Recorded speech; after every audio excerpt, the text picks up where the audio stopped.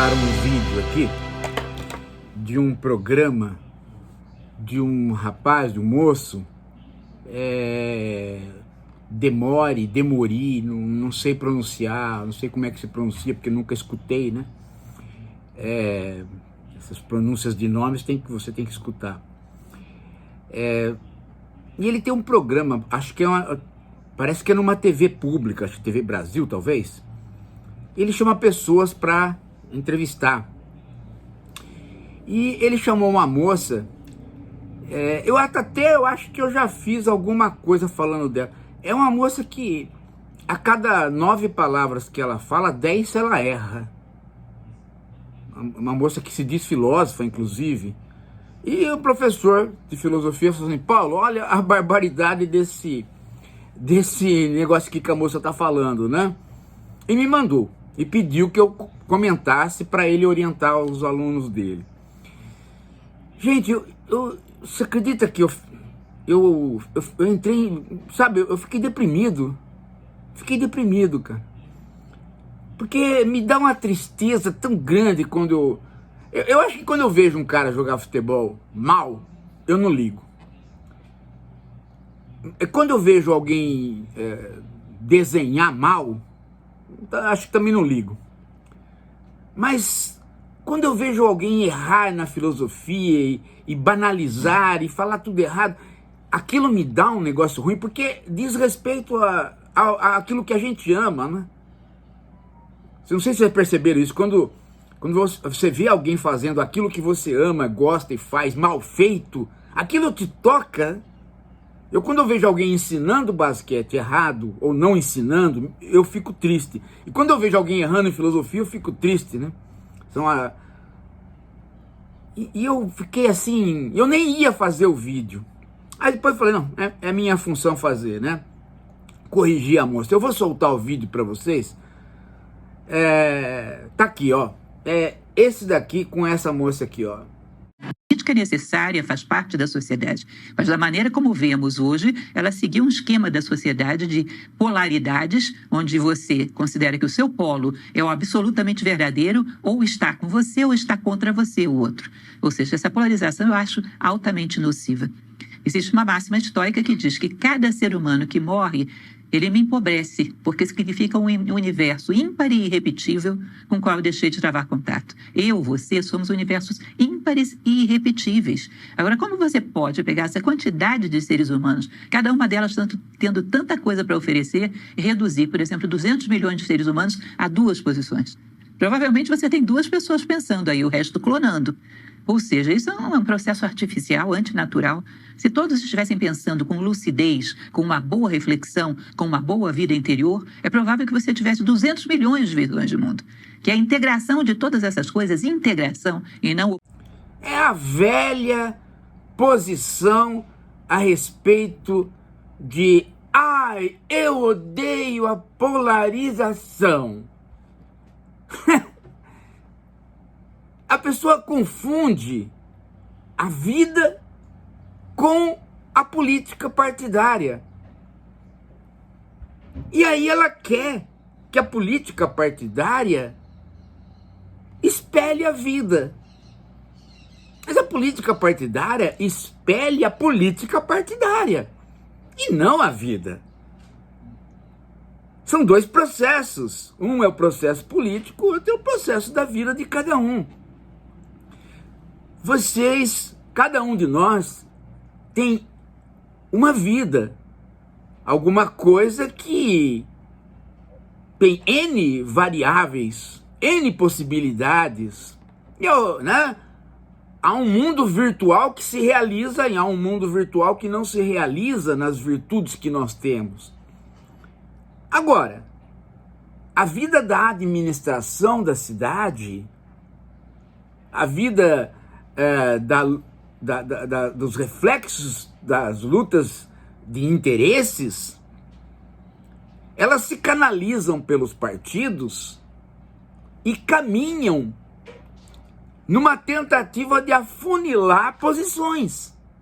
Esse é um processo político que não pretende refletir a vida de cada um. pretende refletir as posições a respeito da administração da cidade. Então a polarização, ela não entendeu. A polarização é a respeito de como administrar a cidade. Então tem as convenções dos partidos, onde cada um entra com a sua vida, com a sua experiência, com os seus interesses. Depois, cada grupo vota nos candidatos do partido que ele quer que represente aqueles interesses. Aí os partidos se apresentam para as eleições. E dos partidos que se apresentam para as eleições, né, alguns candidatos representam o seu interesse e outros não, porque você foi lá, pôs o seu interesse e perdeu. E ao final, né, você tem um primeiro turno, os partidos disputam e você termina num segundo turno com duas posições. A respeito do quê? Da sua vida? No ponto de partida, sim. Mas no ponto de chegada é a respeito de quais as prioridades da população para administrar a cidade ou o estado. Então há um determinado momento que a vida particular de cada um é atravessada pela vida política. E este momento é o momento da representação. A democracia parlamentar representativa. Você vai escolhendo representantes até o momento que o seu representante, que representa os seus interesses mais íntimos, às vezes passa como candidato, às vezes não passa. E sobram aqueles candidatos, depois daqueles candidatos e partidos, sobram só dois para o segundo turno. O processo de afunilamento da democracia representativa, ele, né, não é mais ou menos legítimo por conta desta polaridade.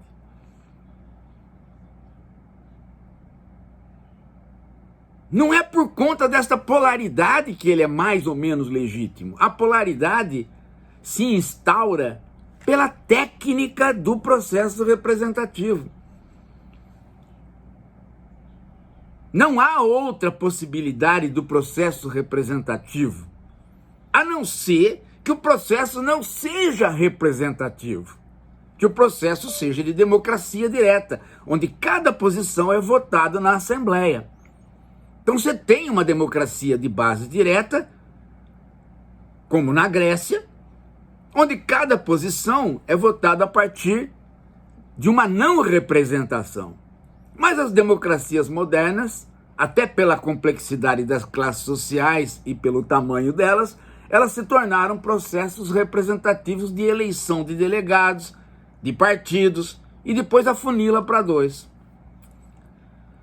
O processo de democracia de base direta é legítimo, o democracia representativa também é legítimo. Depende de como é que as sociedades se organizam para dar legitimidade para um ou para outro.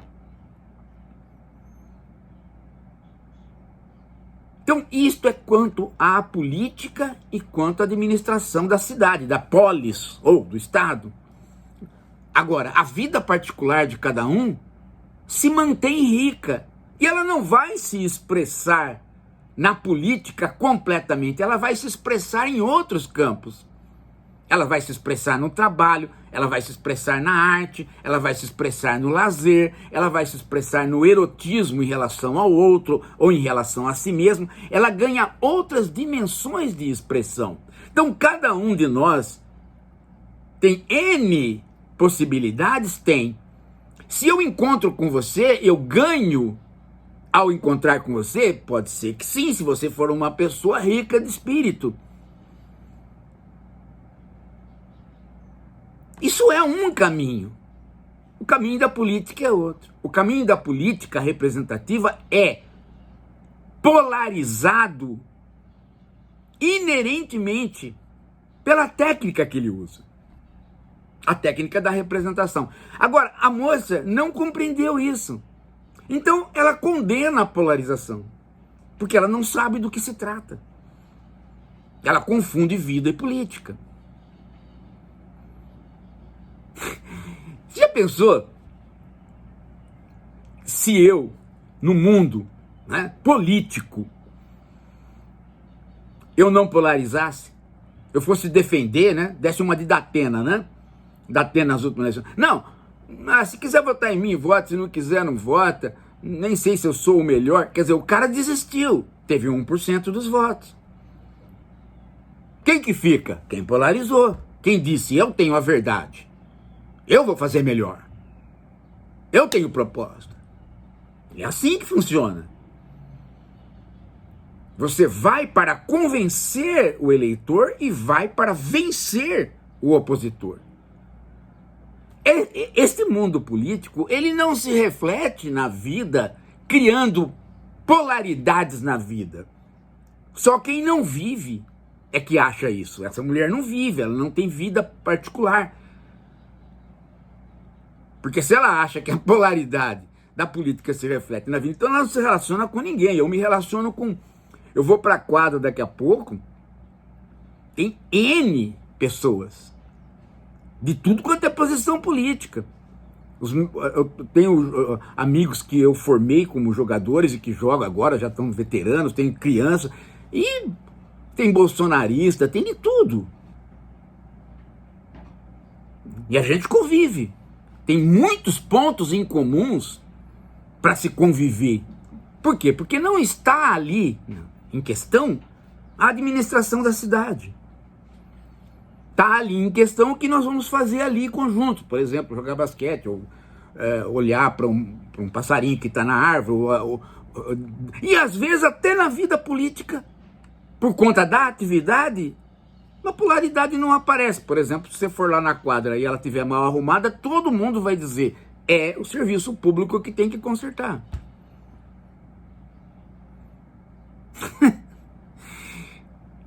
Então eu fico pasmo, gente, de como é que uma pessoa dessa filosofa? Não filosofa nada, isso é um monte de jargão do senso comum e põe uma frase do estoicismo no meio, né, para dourar a pílula. Então não pode isso, gente. Não pode. Os nossos professores precisam ser mais competentes do que isso. Pelo menos dentro da esquerda reflexiva. É isso. Daqui a pouco a gente volta.